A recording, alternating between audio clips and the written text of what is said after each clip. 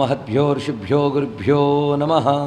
అదజాతు దిదృక్షవః కళావవతీర్ణం మునయః పురద్విషం ఉపమన్యుదధీచి గౌతమత్రితలాగస్త్య ముఖాః సమాయయుః. ఒక మహర్షుల గుంపు వచ్చింది అక్కడికి. ఎందుకు వచ్చారంటే పురద్విషం దిదృక్షవః అంటే శివుడు అవతరించాడు కనుక అవతరించిన శివుని చూడాలని వచ్చారు వారందరూ. వచ్చిన వారి పేర్లు చూడండి. ఉపమన్యువు, దధీచి మహర్షి, గౌతమ మహర్షి, త్రితల మహర్షి, అగస్త్య మహర్షి మొదలైన వారు ఇంకా చాలామంది ఉన్నారన్నమాట. ఈ మహర్షులు అప్పుడే కాదు ఇప్పుడు కూడా ఉన్నారు. నమస్కరించుకుంటే వాళ్ళ అనుగ్రహం మనకు లభిస్తుంది. వాళ్ళ దివ్య సిద్ధదేహాలతో ఉంటూ ఉంటారు. అలాంటి మహర్షులు ఎప్పుడు ధర్మాన్ని రక్షించాలని అనుకుంటూ ఉంటారు. ఆ మహర్షులు వచ్చారు ఇక్కడ ఆర్యాంబ ఇంటికి, అంటే శంకరుల ఇంటికి విచ్చేశారు వాళ్ళందరూ. వెంటనే శంకరులు లేచి వారికి నమస్కారం చేసి ప్రణిపత్య వారందరికీ సాష్టాంగ నమస్కారం చేసి ఉచితాసనములిచ్చి పులకించిపోయాడు. సాక్షాత్ బ్రహ్మర్షులు, పురాణ ఋషులు ఇక్కడికి విచ్చేశారే. ఎవరి దర్శనం సామాన్యులకు అసాధ్యమో వారు తమంత తాము వచ్చారంటే నా జన్మ చరితార్థమైందని రెండు చేతులు దోయిలించి వారికి నమస్కరించగానే వారందరూ నువ్వు శివాంశ సంభూతుడివి, నీతో మాట్లాడాలని వచ్చామని వాళ్ళందరూ శాస్త్ర చర్చ చేసుకుంటున్నారు. ఆ మాటలన్నీ మనం చూస్తూ ఉంటే ముచ్చటగా ఉంటుంది, కానీ ఒక్క మాట కూడా అర్థం కాదు. ఎందుకంటే అలాంటి మహర్షులు శంకరులతో మాట్లాడుతున్నారంటే వారి స్థాయి ఎక్కడిది. ఇద్దరు మహాపండితులు మాట్లాడుతున్నారు అనుకోండి, మనం మహా అయితే చూసి మురిసిపోగలం, కానీ వాళ్ళు ఏం మాట్లాడుతున్నాం మనకు అర్థం కాదు. వారి స్థాయిలో వాళ్ళు మాట్లాడుకుంటారు. ఇక్కడ అలాగే మహర్షులు ఈయన కూర్చుని మాట్లాడుతున్నారు. ఇది చూస్తూ వాళ్ళ అమ్మ మురిసిపోయింది. ఎందుకంటే ఇంగ్లీష్ అంటూ తెలియని తల్లి పిల్లాడు గడగడ ఇంగ్లీష్లో మాట్లాడిస్తూ మురిసిపోతుంది. ఇంగ్లీష్ అర్థమే కాదు, పిల్లాడు ఇంగ్లీష్లో మాట్లాడిస్తున్నాడని. అదేవిధంగా వీళ్ళు శాస్త్రచర్చలు చూసి మా పిల్లాడు మొత్తానికి ఎవరో మహర్షులతో గొప్పగా మాట్లాడిస్తున్నాడు. ఎవరో మహాత్ములు వచ్చారు. ఎవరు వచ్చారో ఆవిడికి తెలియలేదు, శంకరులకు తెలుసు. కొంతసేపు అయిన తర్వాత వారికి నమస్కారం చేసి మీరు చూస్తుంటే మహాత్ముల్లా కనబడుతున్నారు, మహా తేజస్సుతో ఉన్నారు.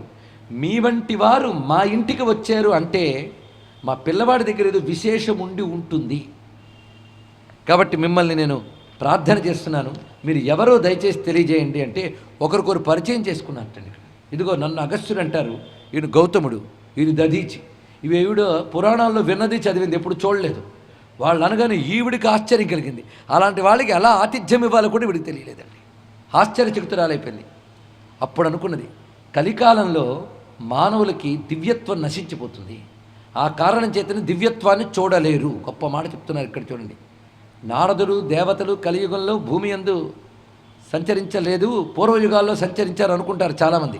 వాళ్ళు కలియుగంలో కూడా సంచరిస్తారు, కానీ పూర్వయుగాల వాళ్ళకు ఉన్నటువంటి తపస్సు కలియుగ మానవులు లేదు గనక వాళ్ళ సూక్ష్మమైన దివ్యాత్మని దర్శించలేరు. అది ఇక్కడ. అందుకు క్వ కలిర్ బహుదోషభాజనం క్వచ యుష్మచ్చరణావలోకనం. అనేక దోషాలతో కూడుకున్న కలికాలం ఎక్కడా, మీ పాదపద్మముల దర్శనం ఎక్కడా? ఈ యుగమునందు అసాధ్యమైనటువంటిది మీ దర్శనము.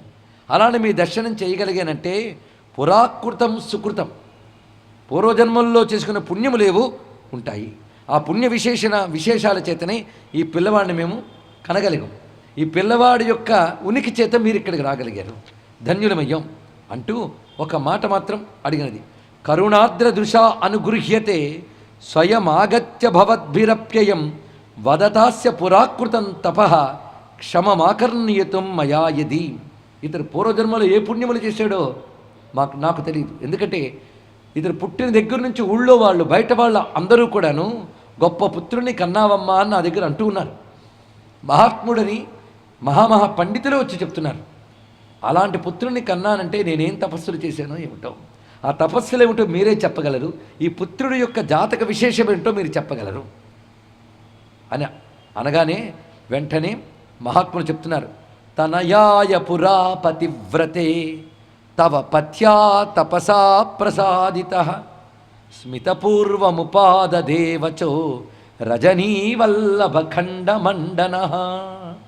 నువ్వు మర్చిపోయావా, మీ వివాహమైన కొత్తల్లో సంతానం లేదని చెప్పి నువ్వు నీ భర్త కలిసి శివుని ఆశ్రయించి తపస్సును చేశారు.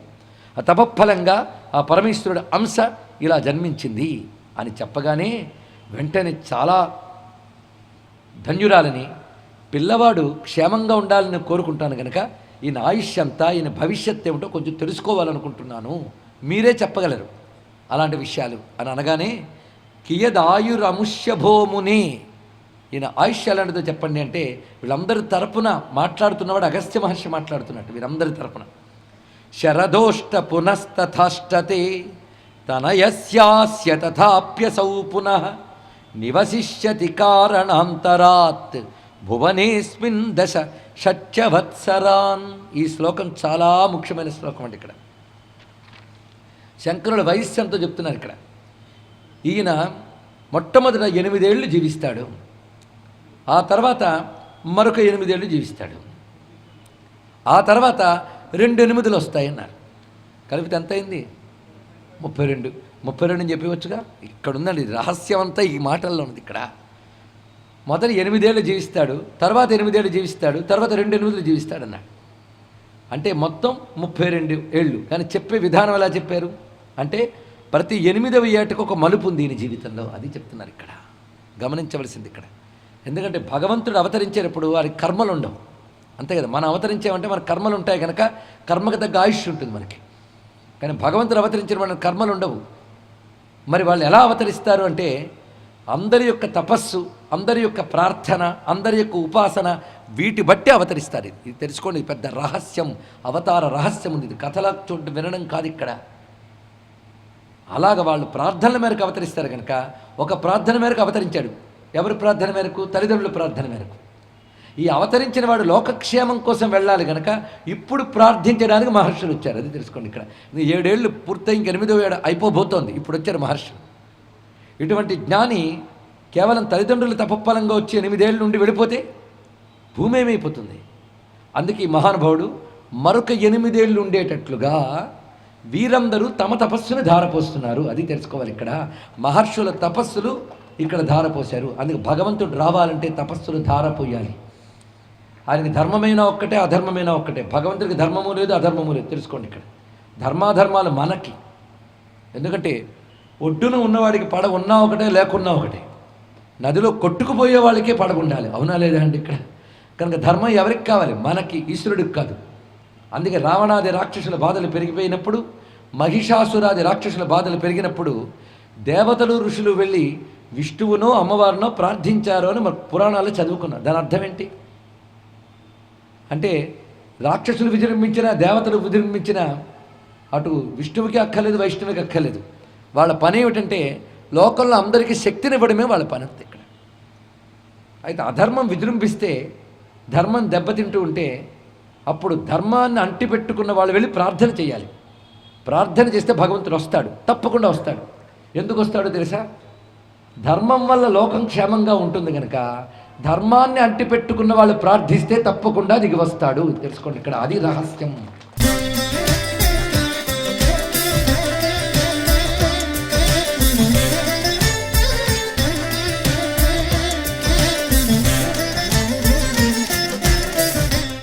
ధర్మం వల్ల లోకం క్షేమంగా ఉంటుంది కనుక ధర్మాన్ని అంటిపెట్టుకున్న వాళ్ళు ప్రార్థిస్తే తప్పకుండా దిగి వస్తాడు. తెలుసుకోండి ఇక్కడ, అది రహస్యం. అందుకే రామాయణంలో మొట్టమొదట మహర్షులు దేవతలు వెళ్ళి విష్ణుమూర్తిని అవతరించమని ప్రార్థించారని వస్తుంది. భాగవతంలో కూడా కృష్ణ పరమాత్మ అవతరణ కోసం ప్రార్థించినట్లు కనబడుతుంది. దేవీ భాగవతంలో అమ్మవారి కోసం ప్రార్థన చేసినట్లు కనబడుతుంది. ఈ కథలన్నిటి సారాంశం ఏమిటి అంటే, మన తపస్సులతో, మన సాధనలతో భగవంతుని ప్రార్థించాలి. స్వామి, అధర్మం పెరిగిపోతుంది, నువ్వు రా, ధర్మాన్ని ఉద్ధరించు అనాలి. ఈ ప్రార్థన వెంటనే వింటాడు. ఎందుకంటే ధర్మంగా ఉన్నవారు పిలిస్తే తప్పకుండా పలుకుతాడు కనుక. ఎందుకంటే ధర్మం వల్ల లోకానికి క్షేమం ఉంది కనుక స్వామి తప్పకుండా వస్తాడు. ఇది తెలుసుకోవాల్సిన అంశం. ఎందుకంటే అధర్మపరులు కూడా తపస్సులు చేసే, సాధనలు చేసే బలం సంపాదించినప్పుడు ధర్మపరులు కూడా సాధనతోనే బలాన్ని సంపాదించుకోవాలి. ఏం రావణాసురుడు తపస్సు చేశాడు, మహిషాసురుడు తపస్సు చేశాడు, భండాసురుడు తపస్సు చేశాడు. మరి మనం తపస్సు చేయొద్దండి ధర్మం కోసం, మనము చేయాలి ఇక్కడ. అందుకే దేవతలు ఋషులు వెళ్ళి తపస్సు చేస్తే భగవంతుడు దిగి వచ్చాడు. ఇదండి అవతార రహస్యం. అందుకే ఈ కథలు జాగ్రత్తగా. తల్లిదండ్రులు చేసిన తపస్సుకు ఫలితంగా గొప్ప జ్ఞాని వచ్చాడు. వాళ్ళ తపఫలంగా శంకరాంశ వచ్చింది. 8 ఏళ్ళ నుండి వెళ్ళిపోదామని డిసైడ్ అయింది. అందుకే సరిగ్గా ఆ మలుపు దగ్గర వచ్చారు ఈ మహానుభావులు. వచ్చి మరొక 8 ఏళ్ళు ఇన్ని ఉండేటట్టుగా వాళ్ళ తపస్సులు ధారపోశారు ఇక్కడ. మొత్తం వచ్చిన మహర్షులందరూ కలిసి తపస్సులు ధారపోశారు.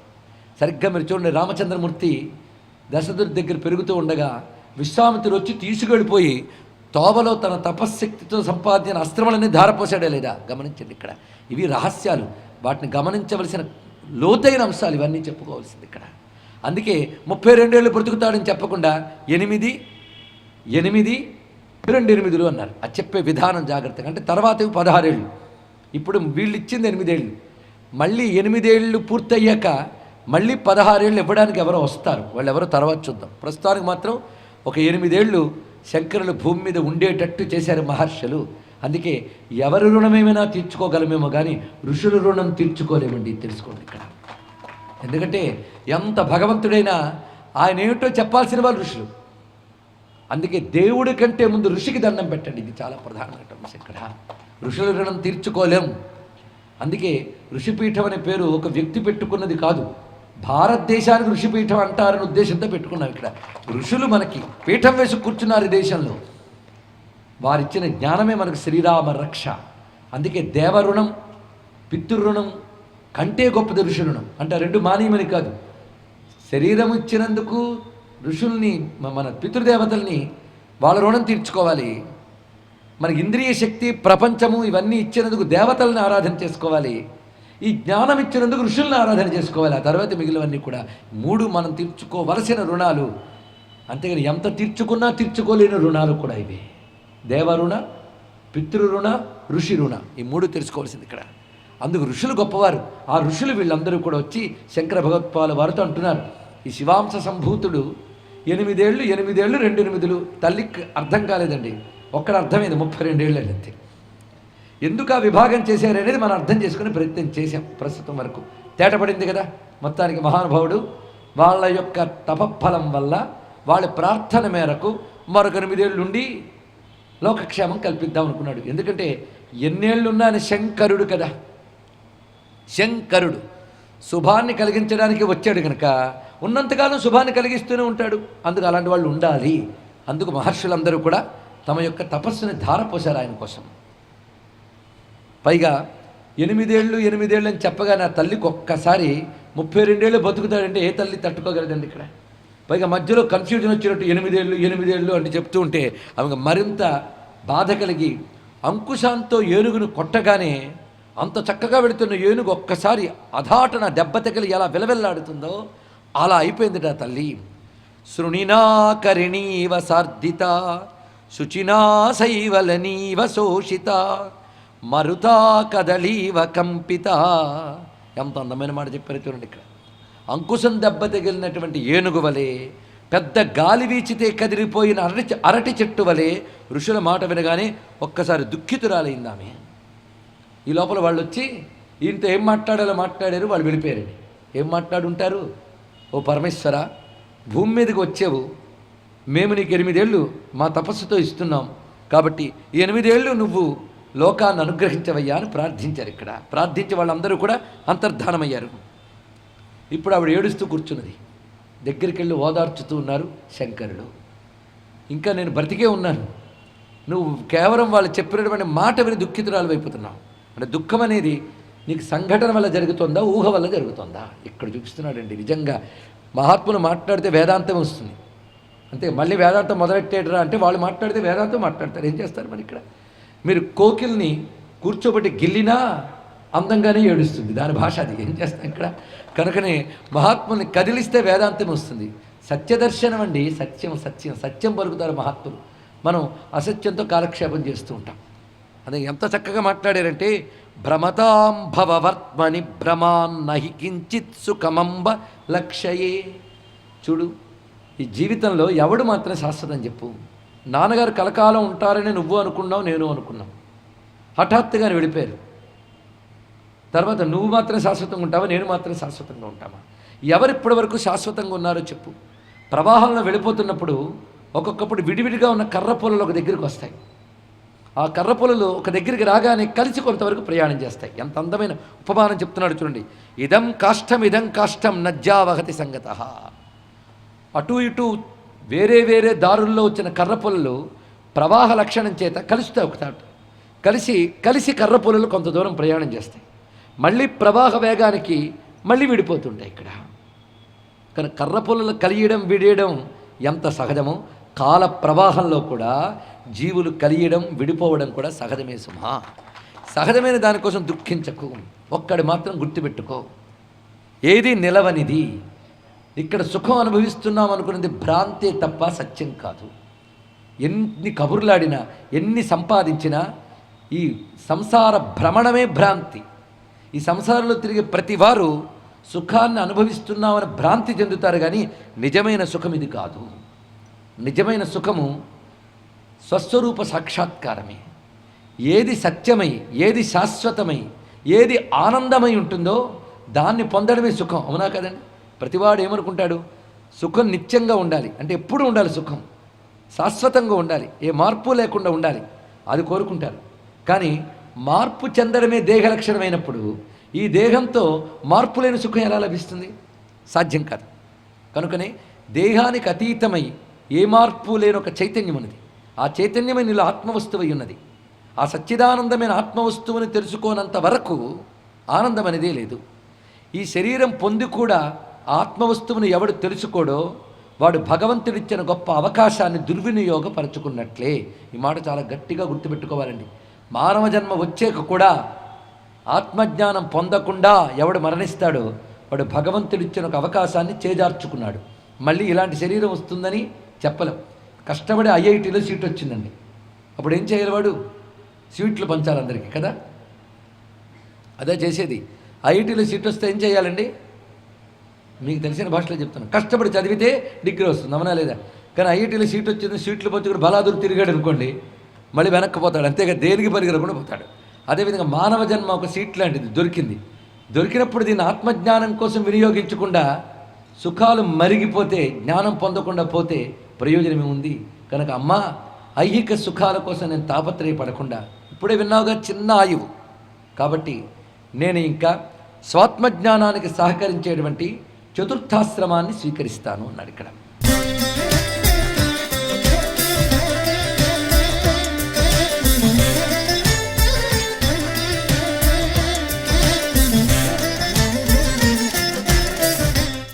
చతుర్థాశ్రమం అంటే 4 ఆశ్రమాలు ఉన్నాయి. అంటే హిందువులు ఎంత వెనకబడిపోయారో చూడండి. ఇంతమందిలో ఒకరిద్దరు చెప్పారు 4వ ఆశ్రమం అంటే. మొన్న ఒక హిందువు వచ్చి అడుగుతున్నాడు, బ్రహ్మ విష్ణురుద్రులు అన్నదమ్ములా అండి అని. అందుకే మన పరలోక ప్రభువులు వచ్చి ఆక్రమించుకుంటున్నారు. ఎంత బాధాకరం అండి. ఎందుకంటే మన బేసిక్స్ మనకు తెలియట్లేదు, ఎందుకు బతుకుతున్నామో అర్థం కావట్లేదు. చూడండి ఇక్కడ మనకు 4 ఆశ్రమాలు ఉన్నాయి, తెలుసు కదా. ఏమిటవి? 2-3 వద్దండి, అందరూ చెప్పగలగాలి. ఏమనుకుంటున్నారు? హిందూ మతం అంటే కొబ్బరికాయలు కొట్టగానే వరాలు కురిపించడం అనుకుంటున్నారు. హిందూ మతం అంటే జ్ఞానం, హిందూ మతం అంటే గొప్పగా బ్రతకడం, నాలెడ్జ్. అది పక్కన పెట్టి అజ్ఞానంతో బతికేస్తుంటే సిగ్గుపడద్దండి. ఇక్కడ 4 ఆశ్రమాలు: బ్రహ్మచర్య, గృహస్థ, వానప్రస్థ, సన్యాసం. బ్రహ్మచర్యంలో విద్యాభ్యాసం చేయాలి, కోరికలు ఉంటాయి కనుక ధర్మబద్ధంగా కోరికలు తీర్చుకోవడానికి గృహస్థాశ్రమం స్వీకరించాలి. సింపుల్గా చూడండి, ధర్మబద్ధంగా కోరికలు తీర్చుకోవడానికి గృహస్థాశ్రమం స్వీకరించాలి. ఆ గృహస్థాశ్రమంలో దేవరుణ, ఋషిరుణ, పితృరుణములు తీర్చుకుంటూ, అతిథి అభ్యాగతులను ఆదరిస్తూ, జీవించుతూ, స్వధర్మంతో సంపాదించుతూ, ఇవి చేస్తూ సుఖపడాలి. అది చెప్తున్నాడు. తర్వాత కొంతకాలానికి తన ధర్మాన్ని తరువాత తరాల వారికి అందించి లౌకిక వ్యవహారాలు తగ్గించుకుని నిత్యనైమిత్తికాది కర్తవ్యములు చేస్తూ భోగములు తగ్గించుకుంటూ జీవించాలి. ఇది వానప్రస్థం. ఇది చెప్తున్నాడు. తర్వాత ఇంకా ఈ శరీరము నేను కాదు అని ఎరుక ఏర్పడి శాశ్వతమైన బ్రహ్మమేదో తెలుసుకోవాలనే నిజమైన వివేక వైరాగ్యం ఏర్పడితే అప్పుడు సన్యసించాలి. ఇవి 4. అది తెలుసుకోవాల్సింది ఇక్కడ. అయితే బ్రహ్మచార్యాశ్రమంలో ఉంటూ ఉండగానే అసలు కోరికలనేవి లేకుండా ఈ శరీరములు నేను కాను, ఈ ప్రపంచం అనిత్యము అనే ప్రగాఢమైన వివేక వైరాగ్యము ఏర్పడితే, జాగ్రత్తగా విన్నారు కదా, ప్రగాఢమైన వివేక వైరాగ్యం, ఒట్టి వైరాగ్యం అనలేదు, వివేక వైరాగ్యం అని ఒక మాట అన్నాం ఇక్కడ. వివేకంతో కూడిన వైరాగ్యం కలిగితే అప్పుడు బ్రహ్మచారి కూడా సన్యాసి అయిపోవచ్చండి. ఇది తెలుసుకోవాలి ఇక్కడ. అంతేగాని బ్రహ్మచర్యం, తర్వాత గృహస్థం, తర్వాత వానప్రస్థు, తర్వాత సన్యాసి కాదు. అఖండమైన వైరాగ్యం కలిగితే, అంతేగాని అప్పటికేదో వైరాగ్యం కలిగిందని కాదు. ఇవాళ ఏదో వేమన సినిమా చూసాం, లేకపోతే ఇవాళ ఇంట్లో కొట్టారు, లేదా ఇవాళ భార్య కోపగించుకుంది, వెంటనే రేపు సన్యాసి పుచ్చుకోవాలనిపిస్తుంది వీడికి. మళ్ళీ రేపు భార్య వచ్చి బతిమాలి కానీ ఎందుకు పుచ్చుకున్నాను రా బాబు అంటాడు. ఇక్కడ సంసార సన్యాసం వచ్చి కానీ సన్యాసి మళ్ళీ బ్యాక్ అయితే కష్టం అండి, బాగోదు. అవునా లేదా? అది కొంత సన్యాసులు బ్యాక్ అయినట్టు తెలియకుండా జాగ్రత్త పడుతూ ఉంటారు, అది వేరే విషయం. ఇలాంటి వాళ్ళు ఉంటుంటారు. కలియుగంలో లేనిదేమిటి చాలా ఉన్నాయి. ఆ మధ్య హిమాలయన్ మాస్టర్స్ అని పుస్తకం చదివితే సన్యాసాశ్రమానికి వెళ్ళి హిమాలయాలకు వెళ్ళి అక్కడ సంసారాలు వెలగబడుతున్న వాడు చరిత్రను రాశాడు ఆయన. ఆశ్చర్యపోయి ఏం చేస్తాం, కలియుగంలో ఏది ప్యూర్గా దొరకడం మహా కష్టం తెలుసుకోండి. ఇక్కడ కాషాయాల కర్మన్నంత మాత్రాన ఆకర్షితులైపోకండి. సంసారాలను మించిన సంసారాలు కలిగిన సన్యాసులు ఎందరెందరో చెప్పడానికి. అలాగని వాళ్ళందరిని అన్నామని కాదు, మహాత్ములు ఎందరో ఉంటారు, వాళ్ళకే నమస్కారం చేసుకుందాం. సరే, మొత్తానికి ఇక్కడ విశేషములు ఎన్ని. అందుకే ప్రధానికి ఎవరికి అర్హత అని ఒకటి ఉన్నదండి ఇక్కడ. అందుకు బ్రహ్మచర్యాశ్రమం తర్వాత గృహస్థాశ్రమంలో ధర్మబద్ధంగా మళ్ళీ గట్టిగా అండర్లైన్ చేసుకోండి, ధర్మబద్ధంగా భోగాలు అనుభవిస్తే వాడు ధర్మబద్ధమైన సుఖం పొందాడు కనుక ఎప్పటికో వాడు వైరాగ్యం వస్తుంది. ఆ వైరాగ్యం వస్తే వానప్రస్థం అవుతాడు. వానప్రస్థం వైరాగ్యంతో నువ్వు కొంతకాలం ఉండగలవా లేదా అనేది ట్రైనింగ్. అప్పుడు కుదిరితే సన్యాసం, లేదా అందులోనే ఉంటూ సన్యాసం చేసుకో. కానీ సన్యాసం కావాలంటే బట్టలు మార్చక్కర్లే, మనస్సుకు సన్యాస స్థితి వస్తే చాలు. ఇక్కడ దేనికి అంటకుండా ఉండగలిగితే ఎక్కడుంటే ఏముందండి ఇక్కడ, ఇది తెలుసుకోవాలి ఇక్కడ. అందుకే సన్యాసకు క్షమశాంతో నిష్ఠాశాంతి పరాయణం. సన్యాసం అనేది ఒకానొక స్థితి, అది యూనిఫారంతో దొరికేది కాదు, ఇది తెలుసుకోవాలి ఇక్కడ. కానీ ఈ సన్యాసాన్ని ఒక పద్ధతిగా సంప్రదాయబద్ధంగా ఆశ్రమంగా స్వీకరించిన మహాత్ములు ఉంటారు, వారి పాదాలకు దండం పెట్టాలి, అది వారి పద్ధతి. అది అయితే బ్రహ్మచారి కూడా సన్యాసి కావచ్చు ఎప్పుడు, అంత వైరాగ్యం కలిగినప్పుడు. అలాంటి వాళ్ళు ఒకానొక కారణం కోసం అవతరించినప్పుడు.